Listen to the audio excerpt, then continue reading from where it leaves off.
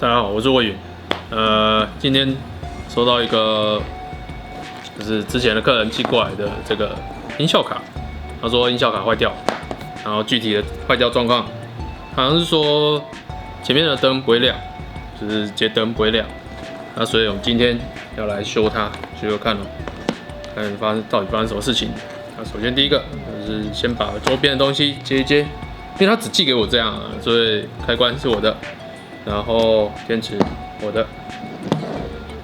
不过在上电之前呢，我会先做一件事情，就是把这个充电模组这边我们先检查看看充电模组这边有没有问题哦。哎，插电，然后看哦，插电亮红灯没问题。好，那这代表我这边电池什么都没问题。然后接下来是这个上电。前面这个模拟的灯串接上去，开机。没关系，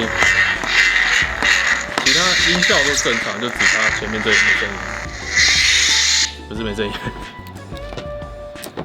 好，我已经把衣服脱掉了，然后我现在想要来量一下它的供电有没有正常，因为如果它供电不正常的话，就是代表主机板要整个换掉。然后我现在量一下，看一下。然后我先开机，量一下。我的手机这个是前面那个 LED 灯出来的地方。然后我现在刚才量的这个位置是那个负极线这边，负极，因为这个主机板是有控制负极这边来做负极灯效果。所以大概知道这边应该是没击穿，所以我们就直接换下面的那个电晶体，这样就行。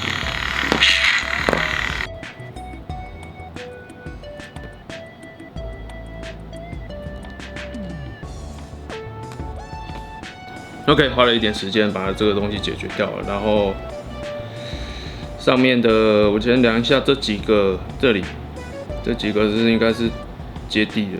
我看一下，这个应该是接这里的，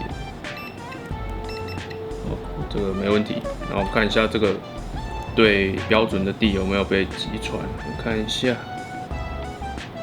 到底是哪一个才是 ？OK， 就是你了，从这里开始量，这个对地应该是都是这里，没事，这里没事。哎，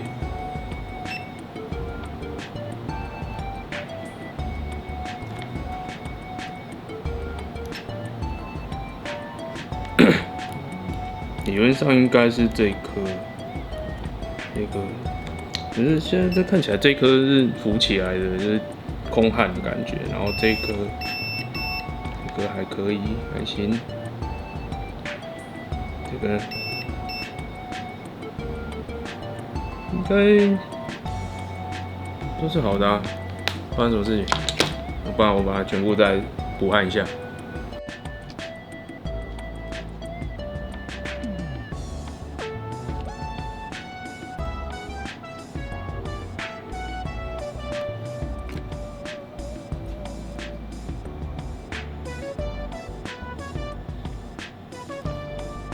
OK， 我花了一些时间，那全部都弄起来了。OK， 就是像这样。好，一样插上去试试看。哎，插电，试点哦。